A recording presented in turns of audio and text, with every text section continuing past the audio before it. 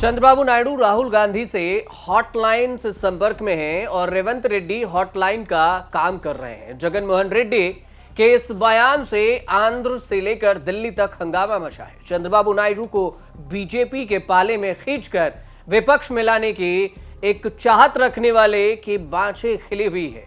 राहुल और नायडू के बीच में बातचीत होती रहती है और आंध्र के राजनीति में जगन इस दावे के साथ एकदम से अलग पड़ गए हैं और उसके अलावा किसी ने भी इस थ्योरी को सब्सक्राइब ही नहीं किया। सवाल यह भी उठ रहा है कि अगर सचमुच राहुल और नायडू के बीच में कुछ चल रहा है तो जगन रेड्डी को खुश होना चाहिए कि उनके लिए फील्ड खाली हो रही है फिर से बीजेपी से सटने के लिए। लेकिन कहानी से सामने यह भी आ रही है कि जगन का गुस्सा इस बात को लेकर निकाला जा रहा है कि वाईएसआर के पारिवारिक गढ़ में जगन मोहन को मात देने की एक नई चाल चली जा रही है। विधानसभा और लोकसभा में भी जो मिलकर चाल चली गई थी उसको लेकर, और साथ में यह भी बात है कि स्थानीय चुनाव में भी उनकी पार्टी नहीं जीत सकी, इसके भी टिस है। 40 साल बाद पुलिवेंदुला जिला परिषद 12 अगस्त को वोटिंग हुई थी और चुनाव होते ही वाईएसआरसीपी का किला ध्वस्त हो गया। टीडीपी के एम लता रेड्डी बड़े अंतर से चुनाव जीत ली। अब लता रेड्डी ने वाईएस जगन मोहन रेड्डी के करीबी हेमंत रेड्डी को 6000 से ज्यादा वोटों से हराया। चुनाव की नौबत वाईएसआरसीपी के नेता महेश्वरी रेड्डी के निधन से खाली हुई और फिर पार्टी ने महेश्वरी रेड्डी के बेटे हेमंत को चुनाव में उतारा, लेकिन हेमंत पिता की जगह नहीं ले सके और जीत नहीं पाए। अब वाईएसआरसीपी आरोप लगा रही है कि टीडीपी ने सरकारी तंत्र का इस्तेमाल करके धांधली से चुनाव जीता। अब शिकायतों के बाद 2 पोलिंग बूथ पर फिर से वोटिंग कराई गई, लेकिन वाईएसआरसीपी ने चुनाव का बायकॉट कर दिया। अब कडप्पा जिले में ही जगन मोहन को दूसरा झटका वोटिंग मिंटा जिले से हुआ और जिला परिषद के चुनाव में भी वाईएसआरसीपी टीडीपी से 12,000 के बड़े मार्जिन से हार गई।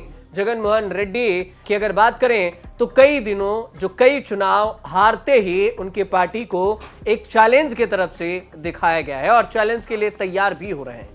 कडप्पा की लोकसभा सीट तो किसी तरह से वाईएसआरसीपी के अविनाश रेड्डी ने जीत ली थी, लेकिन विधानसभा चुनाव में टेलर दिख गया था कि अपने मोहल्ले में ही जगन की पकड़ कमजोर हो रही है और कडप्पा के 7 में से 4 पर टीडीपी के उम्मीदवार जीते थे। 3 पर वाईएसआरसीपी को संतोष करना पड़ा और कडप्पा तब से रेड्डी परिवार का गढ़ है और तब से वाईएसआर राजशेखर रेड्डी चुनाव लड़ा करते थे। कांग्रेस के टिकट पर सांसद बने थे। कांग्रेस में शामिल होने के बाद जगन की बहन शर्मिला रेड्डी इसी सीट से लोकसभा चुनाव लड़ी, लेकिन चचेरे भाई अविनाश रेड्डी से हार गए। चुनाव में धांधली को लेकर जगन मोहन रेड्डी के आरोप नए नहीं है। 2024 के दिनों में भी चुनाव हारने के बाद जगन मोहन आरोप लगाते रहे कि चुनाव में धांधली हुई। राहुल गांधी ने महाराष्ट्र में वोटिंग से ज्यादा काउंटिंग वोटों का जो दावा किया था वही दावा जगन भी कर रहे हैं और जगन के सवाल ये भी उठाया है जगन ने कि वोटिंग में 12.5% से ज्यादा वोटिंग वोट कैसे मिल गए। इसको लेकर राहुल गांधी पर भी निशाना साधा गया। राहुल गांधी आंध्र प्रदेश में चुनाव में धांधली की बात नहीं कर रहे हैं क्योंकि उनके चंद्रबाबू नायडू से बात होती है। चंद्रबाबू नायडू के कारण राहुल आंध्र में धांधली की बात कर रहे हैं या फिर नहीं कर रहे हैं, सवाल यह भी उठा चंद्रबाबू नायडू के साथ में। अब राहुल चंद्रबाबू की हॉटलाइन पर बहन वाईएस शर्मिला भाई जगन के साथ नहीं दे रही। शर्मिला और जगन के रिश्ते पहले से ही खराब हैं और राहुल को लेकर जगन ने आरोप लगाया तो शर्मिला ने पलटवार कर दिया।